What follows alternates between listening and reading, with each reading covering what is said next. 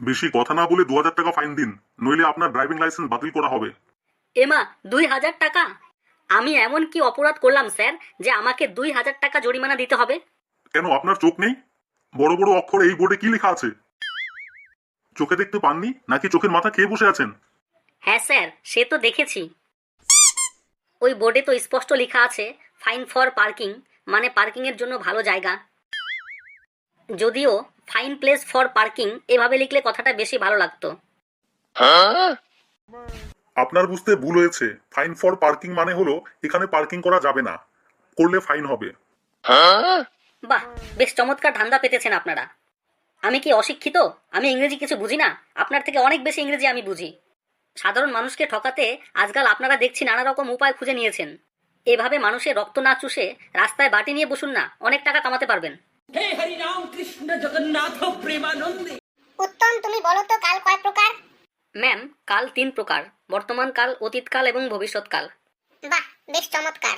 আচ্ছা উত্তম, বলো দেখি, অভিষেক গরু চুরি করছে, এর ভবিষ্যৎকাল কি হবে? 2 রকমই বলবো ম্যাম।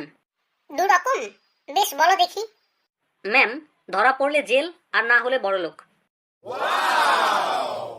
পল্টু, এবার বড়দিনের ছুটিতে তোমরা কোথায় বেড়াতে যাচ্ছ?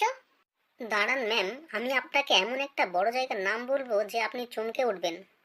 কি ভাবছো পল্টু, জায়গার নাম মনে নেই? হ্যাঁ ম্যাম, এবারে আমরা বড়দিনের ছুটিতে বিশাখাপত্তনমে বেড়াতে যাব। বাহ, বেশ দারুণ ব্যাপার তো। আচ্ছা, বিশাখাপত্তনম বানানটা ইংরেজিতে বলো দেখি। এই রে, মেরেছে। এখন এত বড় নাম কি করে ইংরেজিতে বানান করব? কি হলো পল্টু, কি ভাবছো? বিশাখাপত্তনম বানানটা পারবে না? ওহো, আমি তো ভুল বলেছি ম্যাম। বাবা তো পুরীর টিকিট কেটে রেখেছে, পুরী বানানটা বলবো ম্যাম। নীলু, বলো তো ক্রিকেটের জন্ম কোন দেশে? ক্রিকেটের জন্ম রাজস্থানে হয়েছিল ম্যাম। কেন রাজস্থানে, কেন? কারণ ম্যাম, ক্রিকেট খেলার সময় বলতে শুনি কট আউট নট আউট, উট তো রাজস্থানে দেখা যায়।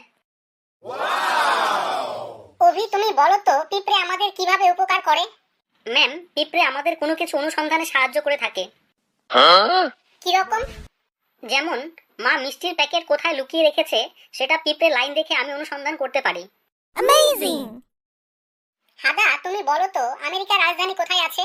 ইতিহাস বইয়ের 49 পাতায় আছে ম্যাম। পল্টু, তুমি বলো দেখি হাতি এবং মাছির মধ্যে তফাৎ কোথায়? ম্যাম, এই প্রশ্নটা একদম জলের মতো সহজ। হাতির গায়ে মাছি বসতে পারে, কিন্তু মাছির গায়ে হাতি বসতে পারে না। নীলু, তুমি 2টি বিদেশি ফুলের নাম বলো তো। ম্যাম, আমি 2টা নয় 3টে বিদেশি ফুলের নাম বলবো। বেশ, তাই বলো। ম্যাম, বিউটিফুল, ওয়ান্ডারফুল আর হাউসফুল। উত্তম, মোবাইল ফোন রচনায় তুমি এক জায়গায় লিখেছো মোবাইল আসার পর মানুষ খুব হিংস্র হয়ে পড়েছে, এই কথা সপক্ষে কোনো প্রমাণ দিতে পারো? হ্যাঁ ম্যাম, পারি বলেই তো লিখেছি। ম্যাম, আমি পড়ার সময় যখনই মোবাইল খুলি তখনই মা আমাকে মারতে ওঠেন। তাহলে ম্যাম আপনি বলুন, মোবাইলের জন্যই তো মা হিংস্র হয়ে উঠেছেন, তাই নয় কি? হে হরি রাম কৃষ্ণ জগন্নাথ। পল্টু, মনে করো তুমি নৌকো নিয়ে মাঝ নদীতে চলে গিয়েছো, এমন সময় ঝড় উঠলো, কি করবে? ম্যাম, তাহলে আমি নোঙর ফেলে দেব। ধরো আবার ঝড় উঠলো, তাহলে? তাহলে আরেকটা নোঙর ফেলবো। তা বেশ বুঝলাম, কিন্তু এরপরেও যদি আরেকটা ঝড় আসে? ম্যাম, চিন্তার কিছু নেই, আরেকটা নোঙর ফেলে দেব। আরে পল্টু, কোনো কিছু না ভেবে ফট করে উত্তর দিলেই উপস্থিত বুদ্ধির অধিকারী হওয়া যায় না, বুঝলে? ভেবে বলো, এত নোংর তুমি পাবে কোথায়? কেন ম্যাম, যেখান থেকে আপনি ঝড়ের পর ঝড় পাচ্ছেন সেখান থেকেই পাবো। তুমি এখনো মাথা উঁচু করে দাঁড়িয়ে আছো? লজ্জা করে না? ছি ছি, সমাজের কলঙ্ক তোমরা। এই সমাজে খেয়ে পড়ে বড় হচ্ছ, অথচ এখান থেকে চুরি জোর চুরি করে বেড়াচ্ছ। সমাজের প্রতি কোনো দায়বদ্ধতা নেই তোমাদের? একদম না হুজুর, আমরাও সমাজে অনেক উপকার করছি। দেখুন না, আমাদের ধরার জন্য এবং বিচার করার জন্য কত পুলিশ আর কত বিচারক রয়েছে। শুধু কি তাই, পুলিশদের ছেলে মেয়ে স্ত্রী পরিবারের সকলেই বেঁচে আছে। আমরা না থাকলে সব বেকার হয়ে যেত হুজুর।